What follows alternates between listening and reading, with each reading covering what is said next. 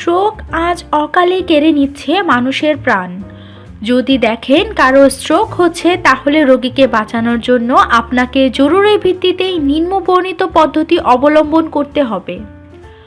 যখন কেউ স্ট্রোকে আক্রান্ত হয় তখন তার রক্তচাপ বেড়ে যায়, মস্তিষ্কে রক্তক্ষরণ হয় এবং মস্তিষ্ক কোষ ধীরে ধীরে প্রসারিত হয়। এ সময় একজন মানুষের জরুরি ভিত্তিতে ফার্স্ট এইড এবং বিশ্রামের প্রয়োজন হয়। যদি স্ট্রোকে আক্রান্ত রোগী দেখেন তবে তাকে তাৎক্ষণিক সরানো যাবে না, কারণ মস্তিষ্কে রক্তক্ষরণ বিস্ফোরিত হতে পারে। এটা ভালো হবে যদি আপনার বাড়িতে পিচকারি সুই থাকে অথবা সেলাই সুই থাকলেও চলবে। আপনি কয়েক সেকেন্ডের জন্য আগুনের শিখার উপর সুচটিকে গরম করে নেবেন যাতে করে এটি জীবাণুমুক্ত হয়। তারপর রোগীর হাতের তালুয় 10 আঙ্গুলের ডগা নরম অংশে ছোট ক্ষত বা বিদ্ধ করে এটি ব্যবহার করুন। এমনভাবে করুন যাতে প্রতিটি আঙ্গুল থেকে রক্তপাত হয়। কোনো অভিজ্ঞতা বা পূর্ববর্তী জ্ঞানের প্রয়োজন নেই।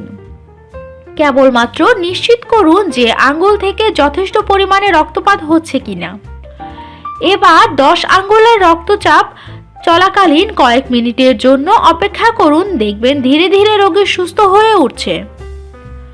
যদি আক্রান্ত ব্যক্তির মুখ বিকৃত হয় তাহলে তার কানে ম্যাসেজ করুন।